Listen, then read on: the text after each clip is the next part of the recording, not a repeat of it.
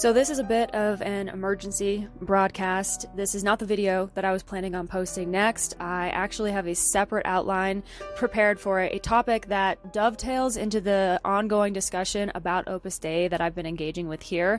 But within the last week or so, some information has come to light that is pretty relevant, not only to me and to the work that I've been doing, but also to the country that I call home.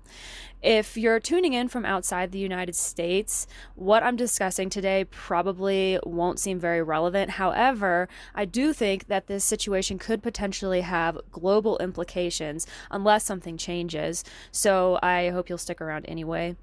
For those of us living on American soil, the times are strange indeed, and we are not all right. So let's not belabor the point anymore. Please like this video and subscribe if you haven't already. More than 80% of my viewers are not subscribed, so if you would consider doing that, it would mean a lot, and it would help my channel out. My social media and ways to support me, i.e. by buying me a coffee for $5 and all the rest, are all linked down in the description of this video. You can go and check those out whenever.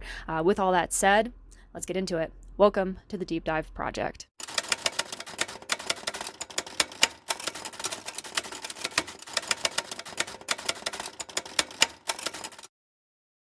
So this entire story, and at this point I actually want to call it a crisis because I think it has evolved well past just being an interesting story, began with a question.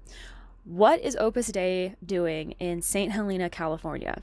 It wasn't even a question that I came up with myself. It was posed to me by the mayor of that town upon his discovering that the religious organization had found a foothold within a number of crucial operations in his beloved town, specifically education and politics. This was during the fall of 2020, and I was still trying to wrap my brain around exactly what Opus Dei was. I had only published my first video on them back in May of that year. I didn't have an answer for the mayor. Why would Opus Dei be popping up in a sleepy, idyllic little town in California wine country? Why would they need to be subversive about the fact that they were there? I couldn't answer that question, so I offered the only thing that I had at the time, which was a new and very fresh familiarity with post-World War II Europe and the birth of NATO, as well as the 20th century history of politics in South and Central America and the role Opus Dei played or has been alleged of playing in each and every instance. Those familiar with South and Central America's rocky political history will no doubt recall the fact that time and again, revolution was not waged head-on, but rather subversively through the use of propaganda, coups, and brute force. And usually in that order. Time and time again, Opus Dei has continued to pop up on the sidelines of such massive events as Operation Gladio and Operation Condor, events which should have no need for a small Spanish Catholic grassroots organization focused on glorifying God through daily work, right? Wrong. And we all know it. For better or for worse, whenever Opus Dei shows up, it seems to mean that strange and troubling things are afoot. Back in 2020, I was still too new to this world to realize that, but I recognized the chill finger of fate brushing my cheek as I ended the phone call that day. I knew this wasn't just going to go away, and if it was happening in St. Helena, California, it was probably happening elsewhere too. The why and wherefore of it all really started to nag at me. I have been unable to escape the feeling that I am sitting on something massive, and the further I have dug, the more that feeling has grown. As I have tried to answer that original question, I have been forced to cast a wider and wider net in search of answers. As I've done so, the list of questions I have has grown. Within the last couple of weeks, the puzzle pieces have begun to click into place, and the picture that emerges should be enough to curdle the blood of any freedom-loving American, conservative and liberal alike.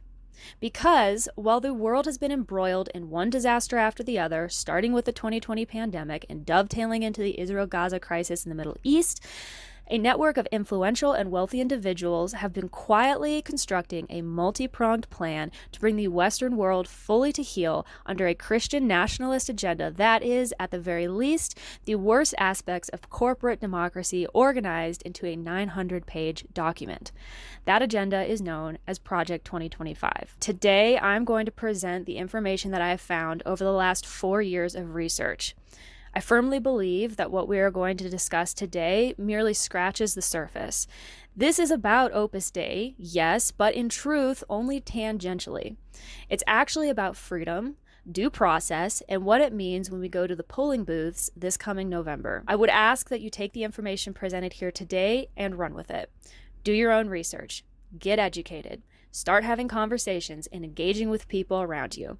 Don't fall for the us versus them narrative that is being shoved in our faces 24/7. I would also like to speak specifically to any self-proclaimed conservatives watching this right now.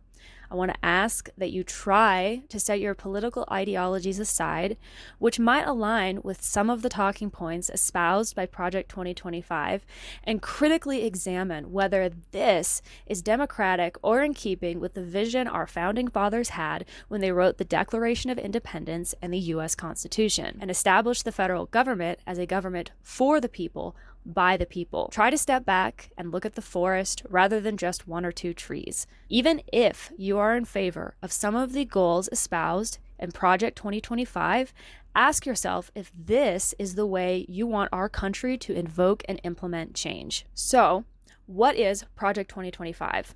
It's been in the news and in social media a lot lately, so there's a really good chance that if you clicked on this video, you already are kind of in the loop with what's going on with this situation and what Project 2025 is. But just in case you're not, let's give a little bit of background on it.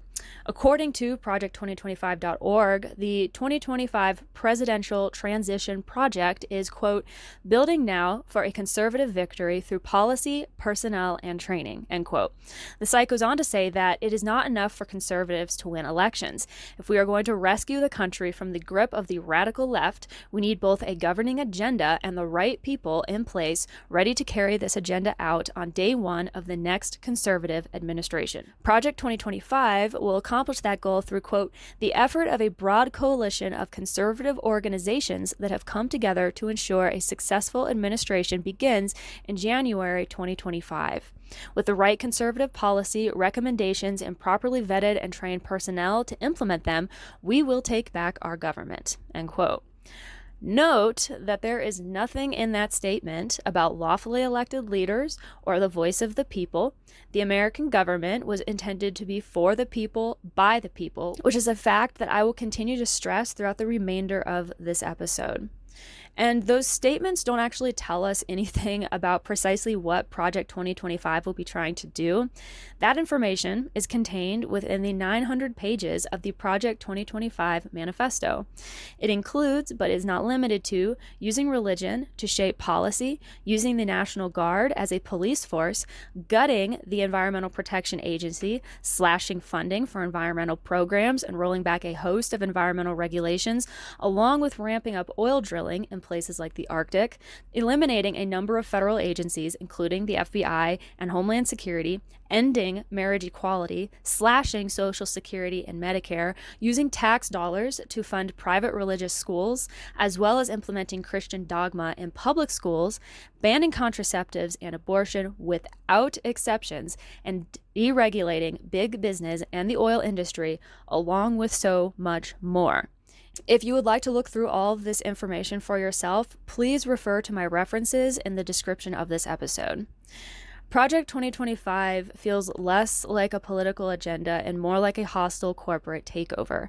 It has nothing to do with the American people and their interests and seems completely preoccupied with using fear-based messaging and dog whistles in an effort to appeal to conservative and independent Americans. And while many Americans are single-issue voters, no one is able to vote on a single issue they want to see addressed without also inadvertently voting for everything else. That has always been true, but I think that this might be one of those rare times where it is so clearly illustrated. So, who is behind Project 2025? This is where we start to go down the rabbit hole. According to their own website, it is being organized by the Heritage Foundation and builds off of Heritage's longstanding mandate for leadership, which has been highly influential for presidential administrations since the Reagan era. Most recently, the Trump administration relied heavily on Heritage's mandate for policy guidance, embracing nearly 2/3 of Heritage's proposals within just 1 year in office. Analysis that Heritage completed determined that 64% of the policy prescriptions inscriptions were included in Trump's budget, implemented through regulatory guidance, or under consideration for action in accordance with Heritage's original proposals. The influence that Heritage wields cannot be overstated. Other names attached to this agenda include Charles Koch, Bear Seed, Kevin D. Roberts, Texas real estate magnate Harlan Crow, hedge fund billionaire Paul Singer, and a large and growing, up by more than 100 since mid-February, list of conservative groups. So what is the Heritage Foundation? Well, I can tell you that it is not lawfully elected political leaders representing the interests of their constituents. Maybe the easiest way to think of them would be as a giant lobbyist machine. It's also only the tip of the iceberg, but we have to start somewhere. The Heritage Foundation is an activist American conservative think tank based in Washington, D.C. It was founded in 1973 and has taken a leading role in the conservative movement since the Reagan era in the 1980s. Heritage has significant influence in U.S. public policy making and has historically been ranked among the most influential public policy organizations in the United States. It is Heritage that is spearheading Project 2025 with the expansive plan to reshape the federal government and consolidate executive power. And just to give some perspective on how incredibly influential Heritage has become, a 2018 article published in the New York Times noted that, quote, "Today it is clear that for all the chaos and churn of the current Trump administration, Heritage has achieved a huge victory. Those who worked on the project estimate that hundreds of people the think tank put forward landed jobs in just about every government agency.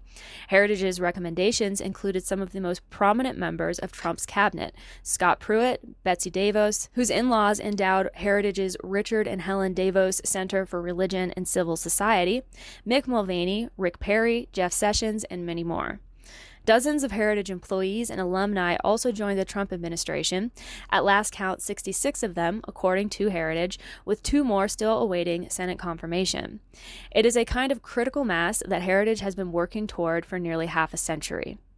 This is just one think tank. There are others, which I will discuss later on, but to think about the scale and scope of this situation and the immense impact that this has had on American policy up to present truly boggles the mind. And we had no idea. And also consider what the uproar would be from the conservative right in this country if this were a political left agenda, if this was coming from the Democratic Party or the political liberal sphere. The attitude and outrage would be off the charts. But because this is a conservative thing, conservative Americans are just supposed to fall in line and agree with it. What many people don't know is that the Heritage Foundation has deeply rooted ties to the Catholic organization Opus Dei. The Heritage Foundation was created by a man named Paul Michael Weyrich. Weyrich passed away in 2008, but during his lifetime, he served as an American religious conservative political activist and commentator. And although the information is very hard to find, several sources allege that Weyrich was a member of Opus Dei. That doesn't seem to be too much of a stretch because to this day, Heritage shares a close relationship with Opus Dei's Catholic Information Center, also in Washington, D.C. Tax records reveal that Heritage received 3 infusions of money from the Donors Trust, a nonprofit controlled by an extremely influential Opus Dei-backed individual that we will get into in a moment, in 2022, including over $400,000 for general operating funds and $50,000 for an oversight project. Heritage gave out big grants to many Project 2025 groups that year, some for almost $1 million. A recent New Republic investigation found that Heritage funding of groups behind Project 2025 made up 58% of its 2022 gift giving. And there is a web of individuals and organizations tying Opus Dei and Heritage together and connecting them with a host of other ambitious and power-hungry players. And that point takes us into the second part of this situation. It's time to talk about Opus Dei and Leonard Leo. Longtime viewers and listeners of my channel will probably be familiar with the name Leonard Leo. This is not the first time that I have talked about him. According to the Christian Right Observer Weekly, Leonard Leo is an ultra-conservative Catholic lawyer and activist with a $1.6 billion war chest. Leo was instrumental in shaping the conservative political landscape we live with today. He is, in essence, a very, very powerful conservative lobbyist and has been credited with unparalleled influence in shaping the federal courts, including the U.S. Supreme Court. The American public may have believed that President Trump chose his Supreme Court nominees unilaterally, but the reality is that the decision was influenced by a small, secretive network of extremely conservative Catholic activists. Leonard Leo and his Federalist Society, which is an association of legal professionals, acted as the pipeline for nearly all of Trump's judicial nominees. And an interesting side note about the Federalist Society is that it has been accused of being a large right-wing network that grooms conservative law students still in law school, links them together, mentors them, finds them jobs, and eventually places them in courts and in government. It's like a large-scale fraternity knitted together by ideological conformity. In 2018, its network was estimated to include over 70,000 people. In 2016, they reported $25 million in assets. And there's no reason to think that those numbers aren't even bigger now in 2024. So consider the implications of this Federalist Society, which makes it their business to gather like-minded people together and then shoehorn them into various positions within our government. And then consider the role that Leonard Leo and the Federalist Society had to play and the people who have ended up on the U.S. Supreme Court. Everything is connected. During Trump's presidency, Leo took a leave of absence from the Federalist Society to personally assist Trump in picking a replacement for Justice Anthony Kennedy. What a guy. This is a matter of public record and easily verified. In an article published by the Daily Beast, a former associate of Leo named Tom Carter referred to Leo as a visionary, stating, quote, "He figured out 20 years ago that conservatives had lost the culture war. Conservatives didn't have a chance if public opinion prevailed, so they needed to stack the courts." Carter goes on to note that the Christian right has been written about a lot, but hardly anyone talks about the Catholic right. Leo is the figurehead of that Catholic political identity. Not only is Leo closely connected to Opus Dei, serving on the board of Opus Dei's Catholic Information Center, he has also served as the president of the National Catholic Prayer Breakfast, a known Opus recruiting playground. Additionally, he is allegedly a member of the extremely conservative Catholic Order Knights of Malta, which was founded in the 12th century and functions as a quasi-independent sovereign nation with its own diplomatic corps, separate from the Vatican, enjoying United Nations status and a tremendous amount of money and land. As an American, I am heavily questioning why a quasi-sovereign nation has its fingers in U.S. politics and policy. But regardless, when it comes to understanding the motivations Leo has and the kind of person that he is, it would be silly to think that those extremely conservative Catholic organizations and their dogmas aren't heavily influencing him. The Daily Beast article, The Secrets of Leonard Leo, the man behind Trump's Supreme Court pick, defines these dogmas as the notions that human life begins at conception and that homosexuality is immoral. The reason is that the moral, natural law is as much a part of the fabric of the universe as the laws of nature, and it trumps any secular law that humans or legislators might dream up. As developed by St. Thomas Aquinas and a millennium of subsequent philosophers, everything has its natural function and its unnatural misuse. Food is for nourishment, not gustatory delight. Sex is for procreation, not pleasure. Sensual enjoyment is luxuria, a sinful diversion of pleasure from its intended purpose of reproduction. In my opinion, this perspective is very narrow and it takes a very dim view of the world, life, and what makes us unique and human. It demands that all pegs be round and fit into round holes, and it is not above using pummeling force to achieve that. That is the dogma and philosophy motivating individuals like Leo and everyone else that we're going to be discussing. And for what it's worth, I want to make sure that I say this now. Because of the country that I live in and the amendments protecting freedom of religion and freedom of speech, there is nothing prohibiting anyone from having those beliefs. And I do support those rights, even if I find the beliefs themselves abhorrent. But it is one thing to espouse a belief. It is quite another to attempt to deceive an entire nation of people into kowtowing to those beliefs along with you. I will never support that type of behavior, and that is exactly what is happening here. It is clearly evident in the Agenda Project 2025 details. If our nation is truly a melting pot, e pluribus unum, one out of many, placing our nation under dogmatic, authoritarian, rigid control is the antithesis to that identity. The two cannot exist side by side. Where do we think all of this will ultimately lead? Now, this is not where Opus Dei's involvement in this affair ends. No. After all, Leo is just one man, and while he is wealthy, he does not single-handedly have the ability to move these types of political actions alone. Enter Anne and Neil Corkery and their dark money group, the Wellspring Committee, of which Anne is president and Neil is the sole board member. According to the Daily Beast, Wellspring was founded out of the Coach Network in 2008 and has funded other coach groups like Americans for Prosperity, often in a labyrinthian way that involves passing millions of dollars from one organization to another to evade accountability.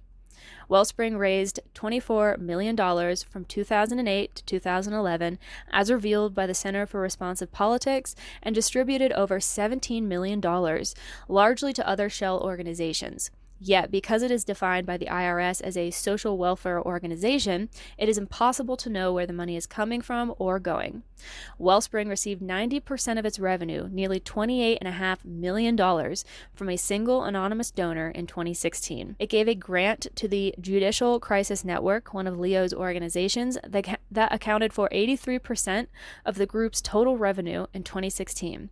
The Corkerys have been staff members or directors at the extreme right Catholic League, the anti-gay National Organization for Marriage, and Leo-affiliated organizations like the Becket Fund and, again, the Judicial Crisis Network. The Corkerys themselves are members of Opus Dei, although, according to a 1990 interview, Neil introduced Anne to the sect, and then he later dropped out, and she remained.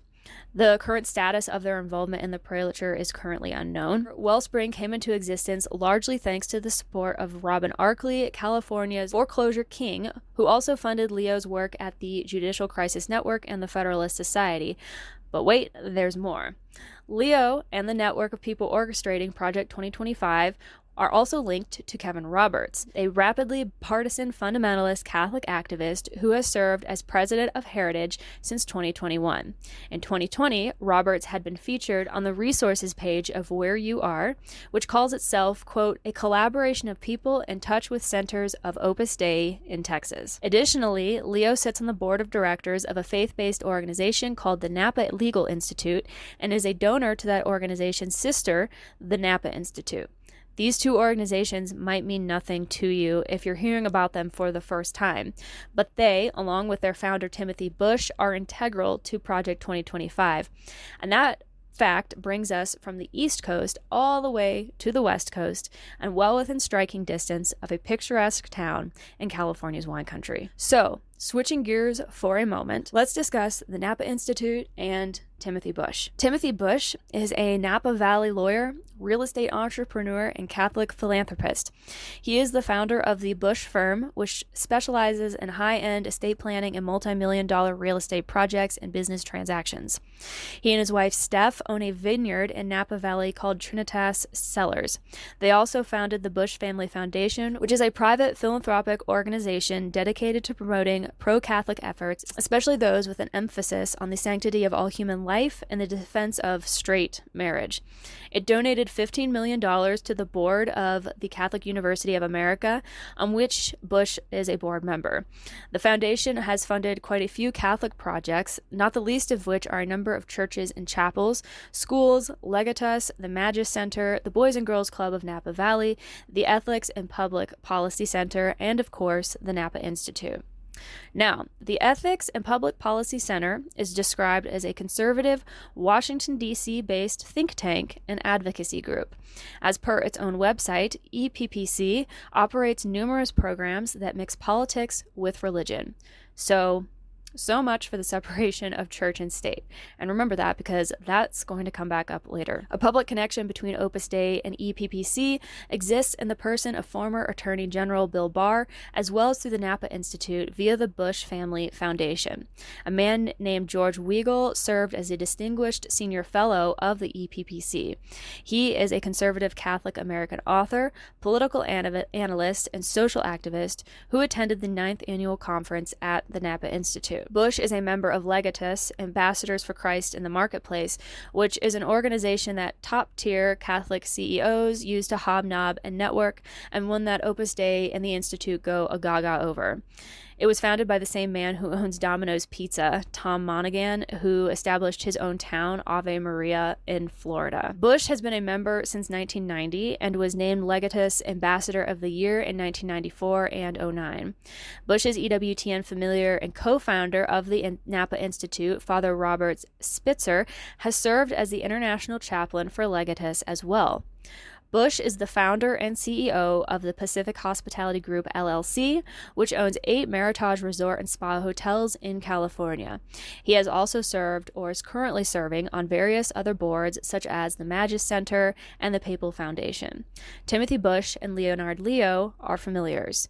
Bush is an Opus Dei cooperator. Now, in past episodes, I've not really discussed the role of cooperators within the whole Opus Dei sphere. If you are familiar with Opus Dei and you are already well versed in how their various tiers of membership work, then you are probably already aware of what a cooperator is. But for those who are tuning in for the first time and don't know, I wanted to provide an overview. So, according to Opus Dei's own website, as well as an explanation posted on the popular Catholic media site EWTN, cooperators are men and women who contribute to the educational and social undertakings promoted by the prelature via prayer, work, and, of course, monetary donations. Cooperators are not members of Opus Dei, but are usually linked to the work via family members, friends, and colleagues who are.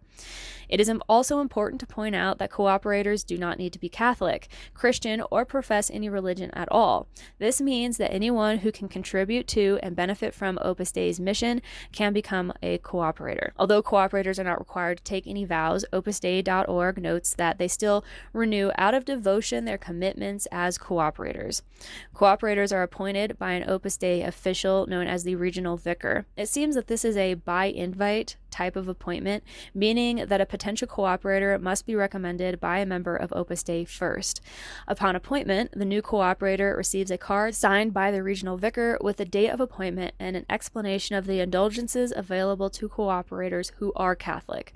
In return for whatever resource a cooperator brings to the table, they receive the prayers of all members of Opus Dei, as well as special masses offered for the souls of deceased cooperators and special indulgences, which are a distinctive feature of the penitential system of both the Western medieval and the Roman Catholic Church that grants full or partial remission of the punishment of sin by the Pope during certain times of the year. And I am also sure that professionally speaking, there are many benefits to be gained by being a cooperator who is in touch with other influential, wealthy members of the organization. So now let's talk about the Napa Institute, Timothy Bush's brainchild. It was founded in September of 2010 by Bush and Archbishop of Philadelphia Charles Chaput and incorporated in October the following year. It claims to be a nonprofit, tax-deductible entity which takes the form of an annual academic and spiritual apostolic conference and regional symposia designed to inspire wealthy Catholic leaders to defend and advance the Catholic faith in the next America, an homage to Project 2025. The target population are members of the Catholic hierarchy, Catholic professionals, including diocesan staff, and leaders of Catholic apostolates and institutions, and the wealthy and their families. And for those who don't know, it's worth noting that EWTN is a telecommunication network overseen and funded, at least in part, by Opus Dei. The Institute has no physical headquarters of its own. The base of operations is located in the southern corporate office of the Bush firm in Irvine, California. Its annual conference is held at Tim's premier Meritage Resort and Spa. In 2010, the Napa Institute had a budget of $21,000, but by 2015, its grants and gross receipts had risen to $1.3 million. That is an increase of over 6,000% in just 5 years. The Napa Institute Support Foundation was incorporated by Bush in 2016 to financially support the Institute, and its assets are over $4 million.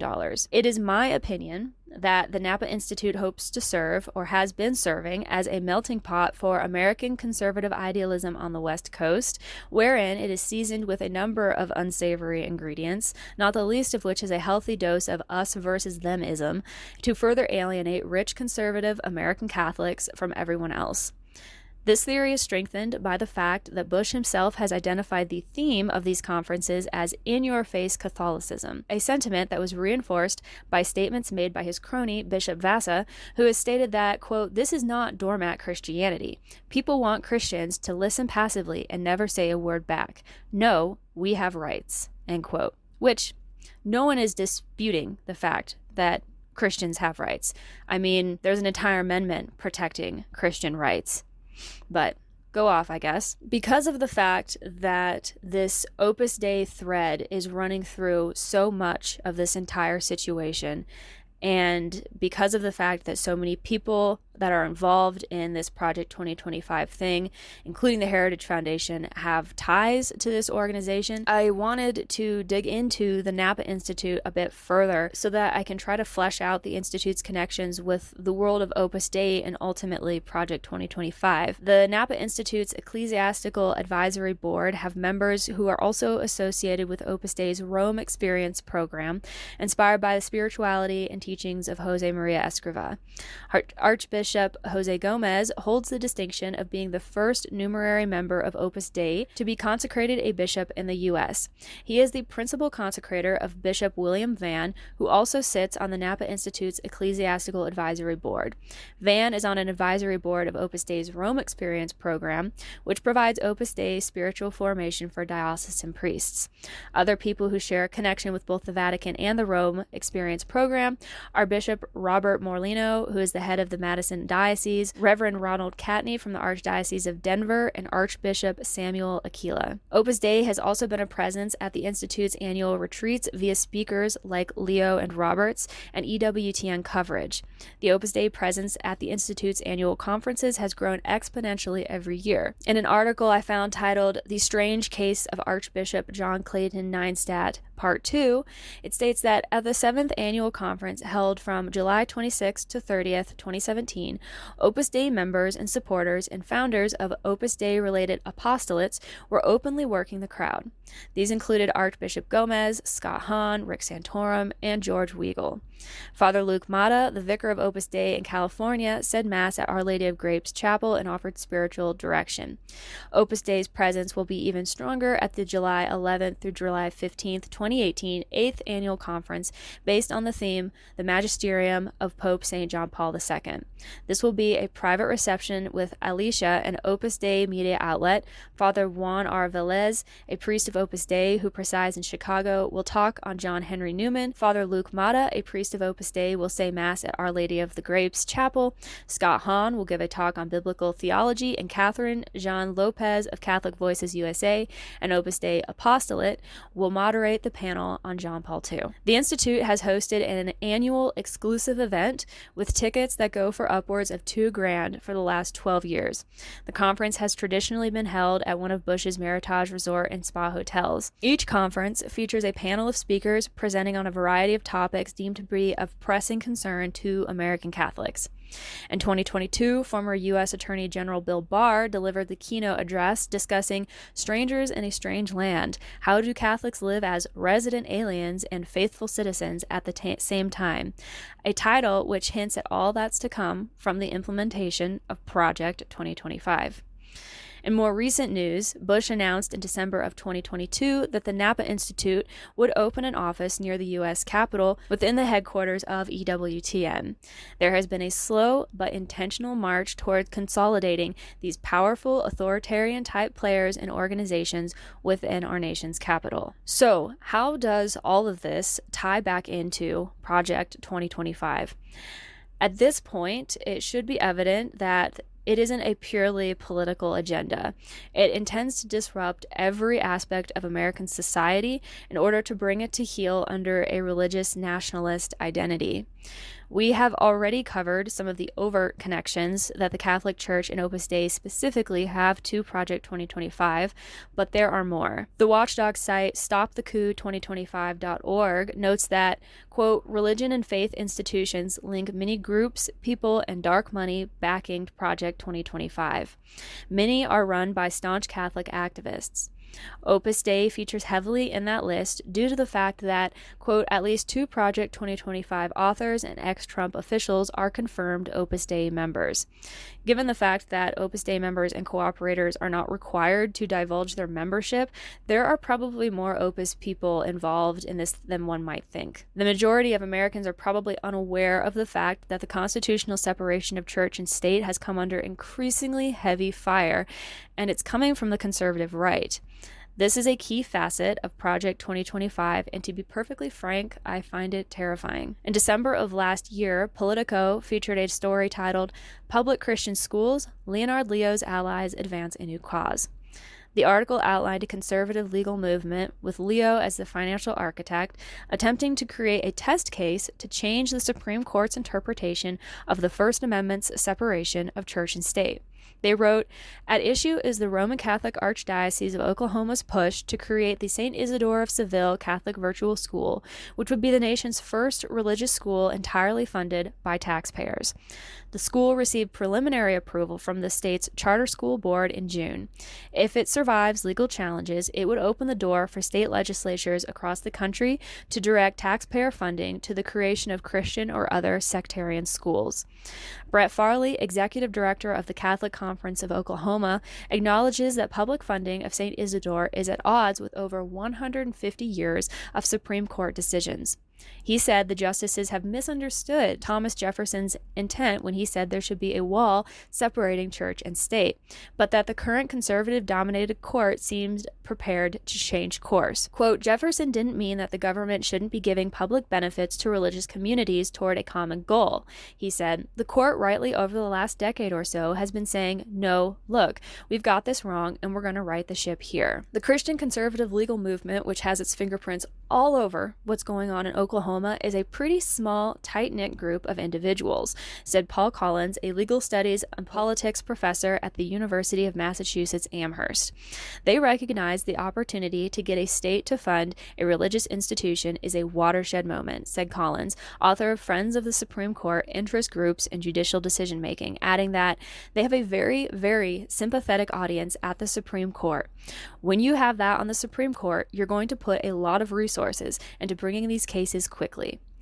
Now, since that article was written, the Oklahoma Supreme Court ruled that the concept of a taxpayer-funded Christian school is unconstitutional, but to think that we have heard the last of this type of initiative would be foolish. I also think the fact that these people believe that they have the true intention behind the separation of church and state all figured out, 150 years of Supreme Court decisions be damned, absolutely insane. But this would not be the first time that an aspect of the U.S. Constitution and its amendments have come under fire. It's a little bit wild to me, though, that it's coming from the conservative right, and really maybe calling these people and this whole Project 2025 a conservative initiative is a misnomer, because I really do not believe that anything about this actually represents the interests and the concerns of conservative Americans. It's something else entirely. Not to say that there aren't conservative Americans who would be in line with these types of initiatives, with using their tax dollars to fund private Christian schools and all of the rest that comes along with this, but I don't think that they're the majority. And unfortunately, this entire thing continues to just devolve. In January of 2024, an article published on NCR titled "Leonard Leo, Architect of Conservative Supreme Court, Takes on Wider Culture," author Heidi Schlumpf wrote that in October of 2022, the Opus Dei affiliated Catholic Information Center in Washington, D.C. bestowed its highest honor, the John Paul II New Evangelization Award, on the conservative legal activist Leonard Leo. 6 months later, he received an honorary doctorate from Benedictine College in Atchison, Kansas. Both events provided an opportunity for the self-described introvert to give a public speech, which, real quick, just before we go any further, this is the second time just within the last few months that Benedictine College in Kansas has come up, and the second time that I have seen them platform somebody kind of questionable, and it really makes me wonder what's going on at that school and who's choosing the speakers for these graduation commencements and everything else. But at any rate, in the two presentations, Leo used the same language to describe a trio of frightening forces, quote, "barbarians, secularists, and and bigots that he said represent nothing less than a war with the devil. Leo's primary conviction is that democracy will not deliver the kind of conservative, value-based government that he believes America must have. He is therefore committed to building an oligarchy of the religious and the wealthy. That involves amassing vast sums of dark money and using it to put right-thinking people on the courts and elsewhere in government. Let that sink in. Leonard Leo has gone on the record admitting that the democratic process that we have in this country will not be advantageous to him implementing the kind of future that he believes is the correct future for this country. And he has no problem with completely disregarding due process and the voice of the people and the democratic process as a whole in order to achieve that goal. That is scary. That's terrifying. It doesn't matter. It wouldn't matter if this was coming from someone on the left or someone on the right. It's not okay in any regard, and it completely usurps the authority of the Constitution, which was intended to place the power with the American people. The United States government, per our founding fathers, was intended to be a government for the people, by the people, not a government strung out and controlled by one or two powerful organizations and a couple of individuals with way too much money. And so with that in mind, the Project 2025 blueprint not only calls for realigning U.S. domestic and foreign policy to reflect a pro-family values agenda, but to promote specific legal doctrines that reflect a traditionalist reading of the U.S. Constitution. Project 2025 seeks to replace secular public education with conservative Christian education and erase the constitutional separation between church and state. But some Project 2025 authors would go further, putting the church above the state.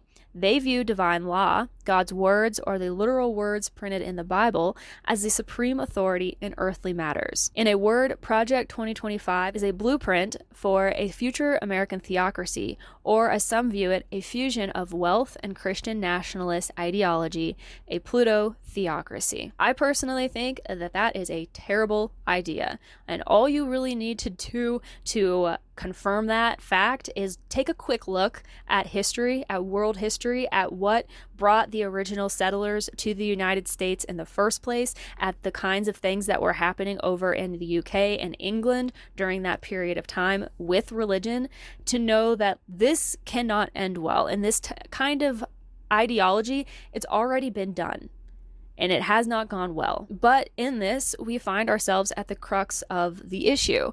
Well, Project 2025 would have the public believe that it is simply about protecting conservative values and ideals. The reality is that it is a step-by-step guide to replacing every aspect of American life, from the food that we eat, to the air that we breathe, to the activities that we engage in within the privacy of our homes and bedrooms, under the control of a relatively small but extremely powerful group of people and organizations. And note, there is nothing in that plan about returning power to the people or restoring and protecting important democratic processes. And in my opinion, that fact alone exposes Project 2025 for what it actually is. So, to circle back once again to St. Helena, California, in light of the individuals connected to Project 2025 and the types of initiatives they are spearheading, be that in terms of political action, educational endeavors, or religious ideology, it seems pretty clear to me that the tactics that mayor of St. Helena became aware were playing out in his town's culture are a symptom of a much bigger and pernicious agenda that is already well underway and gathering momentum as I speak. I think that if I had the ability to connect with other American towns, I would find a similar set of circumstances playing out there as well, especially if those towns are in close proximity to major hubs of economic interest like Silicon Valley. In hindsight, knowing what I know now about Leo and Bush, Opus Dei, and Project 2025, it all makes sense. And I also want to say that I personally feel that in an open and honest conversation about the state of our country and the social and cultural issues that we are all contending with, I would be among the first to say that clearly things are not all hunky-dory and that the time to do something about it all was yesterday. We have a very serious need to address a plethora of grave issues here on U.S. soil, to say nothing of our relationship with foreign nations and the position that the United States occupies in those territories. We have a worsening mental health crisis, with nearly 1 in 4 American adults having a diagnosable mental health condition. We have a severe and rapidly deteriorating obesity epidemic plaguing more than 70% of Americans, with 1 in 2 people being obese. We have a humanitarian crisis playing out across the nation, stemming from the waves of migrants and refugees flooding our southern border, which, even if you are supportive and understanding of, has led to an ethical nightmare due to the fact that U.S. cities are woefully unprepared to house, feed, and support these people. And we have a culture war that is being actively stoked by an us versus them narrative that comes from within the highest echelons of our government, educational, and cultural institutions. We are not okay, but it will be a cold day in hell before I would support or advocate for those problems to be put into the hand of authoritarian leaders who, for all their spouting of so-called American moral ideals, seem far more interested in lining their own pockets with taxpayer dollars. Project 2025 is not the answer, and it never will be. A quick study of world history will immediately make that evident. A couple of years ago, I made a video talking about Opus Dei's activities in South America during the 20th century. Seeing what is playing out here in North America makes my blood run cold, because it bears a striking resemblance to what happened in countries like Chile and Argentina. I do not want those things to happen here on American soil, and yet I cannot escape the growing certainty that that is exactly what is happening. And once again, Opus Dei has positioned itself to help facilitate and ultimately benefit from that agenda. At the end of the day, this isn't about conservative ideals. This isn't about the right versus the left. This isn't about supporting and trying to elect a candidate who you feel is the best for the job. There is a right way and a wrong way to go about facilitating change in this country, and this is not it. In many ways, I feel like the earth has kind of fallen away from underneath of me, because I have been working on trying to piece together all of these various different moving parts and different people and organizations, trying to figure out what was actually going on, trying to figure out what the end goal was. I started digging into all of this 3.5, 4 years ago. I got to a point where I didn't know where to go. I didn't know how to make everything connect and make it all make sense. But knowing about Project 2025 blows the whole thing wide open. And it's a very strange feeling to have all of these disconnected dots that I've been staring at for years now finally all link up and form a cohesive picture.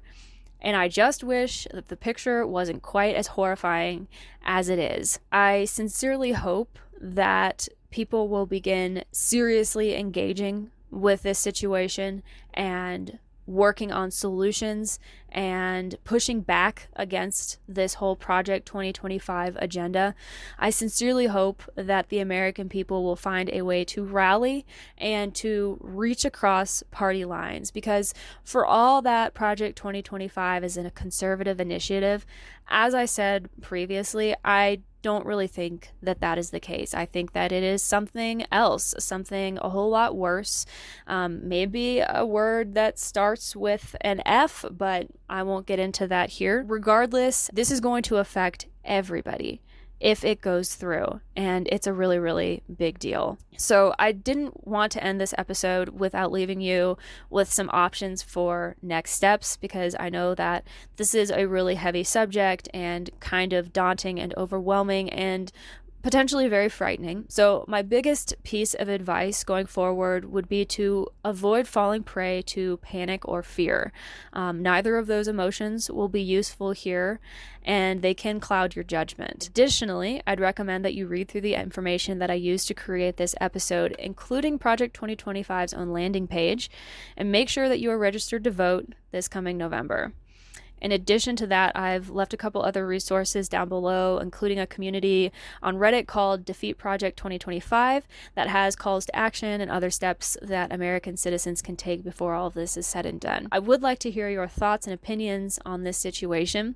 Do you think that Project 2025 is a threat, or do you think it's being overblown?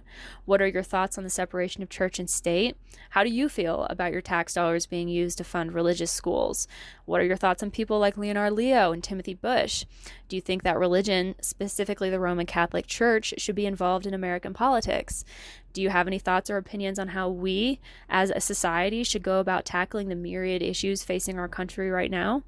Should we just lie back and hand those decisions over to a powerful few? I think that these are really, really important questions that we need to be thinking through very carefully, asking ourselves, asking our friends and family, and engaging with as much as we possibly can. So I look forward to hearing any thoughts that you might have. Let me know down below. Please subscribe and give this video a thumbs up if you're watching on Rumble or YouTube. If you're tuning in from a podcasting platform, please remember to leave a rating and review. If you're interested in supporting me and my work in a monetary way, you can buy me a coffee for $5. The link for that and all my socials and contact information are down in the description of this video. Thank you for being here, and remember, Nolite te bastardes carborundorum. Don't let the bastards drag you down.